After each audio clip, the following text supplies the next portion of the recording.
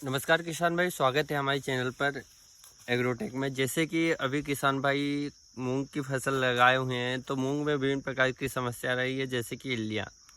तो वैसे तो मार्केट में कई सारी ऐसी बायो दवाइयाँ आ रही है या फिर ऐसी रासायनिक दवाइयाँ आ रही है जिसका इस्तेमाल से इल्लियाँ तो कंट्रोल हो रही है, लेकिन कोई सी दवाई से इल्ली कंट्रोल हो रही है और कोई सी पे नहीं हो रही है। तो इसी के बारे में आज हम इस वीडियो में बात करेंगे। किसान भाई, वीडियो शुरू करने से पहले आप हमारे वीडियो को लाइक और चैनल को सब्सक्राइब जरूर कीजिएगा। सबसे पहले तो किसान भाई, जैसे कि हम दवाई डालते हैं तो टेम्परेचर का विशेष ध्यान रखना चाहिए।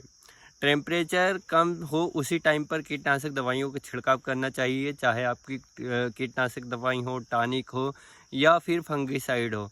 अगर ज़्यादा टेम्परेचर रहता है, हम जल्दी या फिर सुबह लेट तक दवाई देते हैं, यानी कि 10-11 बजे तक, तो उसके बाद क्या होगा दोस्तों कि लगभग 2-3 बजे तक हाई टेम्परेचर होता है और वो जो दवाई पौधे पर लगी है वो दवाई काम नहीं करेगी। इसके लिए दोस्तों आपको क्या करना है, शाम के टाइम पर ही दवाई का स्प्रे करना चाहिए, जिससे कि क्या होगा कि रात भर उसको एब्जॉर्ब होने मतलब अवशोषण होने का टाइम मिलता है। लगभग 12 से 14 घंटे उसे रात में मतलब ठंडा माहौल मिलता है। उस टाइम पर क्या होगा कि जो पौधा होगा वो दवाई को अच्छे से अवशोषण कर लेगा, जिससे हमारी टॉनिक के जो है वो फ़ायदा मिलेगा। उसके बाद जो इल्लियाँ होती है वो रात में एक्टिव होती है, रात में पौधे को खाती है। तो उस टाइम पर अगर हम कीटनाशक दवाई यानी कि शाम के टाइम छिड़काव करते हैं तो वो रात भर खाती रहती है और अगले दिन उसका खात्मा होना संभव है।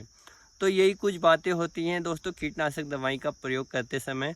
अगली एक बात और आती है कि कई किसान भाई क्या करते हैं कि एक साथ विभिन्न प्रकार की दवाइयों का घोल बना लेते हैं, यानी कि डायरेक्ट एक बाल्टी ली, उसमें लगभग कीटनाशक, फंगिसाइड, टॉनिक, चिपको लगभग सभी का एक जैसा घोल बना लेते हैं और प्रति एकड़ के हिसाब से वह मतलब फिर पावर में डालते जाते हैं। तो इससे क्या होगा दोस्तों, इसमें रासायनिक रिएक्शन होगा, यानी कि एक साथ इतनी सारी दवाइयों का कॉम्बिनेशन किया जाता है तो इनमें आपस में रिएक्शन हो जाता है, जिसके कारण दोस्तों हो सकता है कि बहुत विभिन्न प्रकार की दवाइयों का रिजल्ट ना मिले।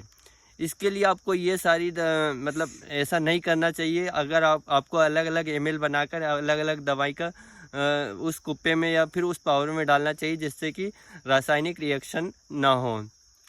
अगली एक और बात आती है कि कीटनाशक दवाई का छिड़काव करते समय जब वो भी हमारे मजदूर भाई होते हैं वो काफ़ी दूर दूर चलते हैं, यानी कि जब दवाई दे रहे हैं उस टाइम पर क्या होता है कि हम सोच रहे हैं कि हमने दवाई डाल रहे हैं पर्याप्त मात्रा में, हम दवाई के पास है, लेकिन जो पावर वाला होता है, जो मजदूर होता है जिसके जो दवाई डाल रहा है, वो काफ़ी दूर से चलता रहता है, जिससे कि एक दो चांस यानी कि जो एक दो लाइन होती है वहाँ तक दवाई नहीं पहुँच पाती है और वो इल्लियाँ नहीं मरती है।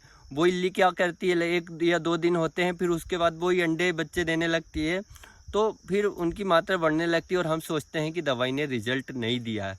तो इन बातों का ध्यान रखना चाहिए किसान भाइयों कि जब भी हम दवाई का छिड़काव कर रहे हैं इन बातों का विशेष कर ध्यान रखना चाहिए। उम्मीद करता हूँ कि मेरा वीडियो आपको ज़रूर पसंद आएगा, तो वीडियो को लाइक और चैनल को सब्सक्राइब जरूर कीजिएगा। धन्यवाद।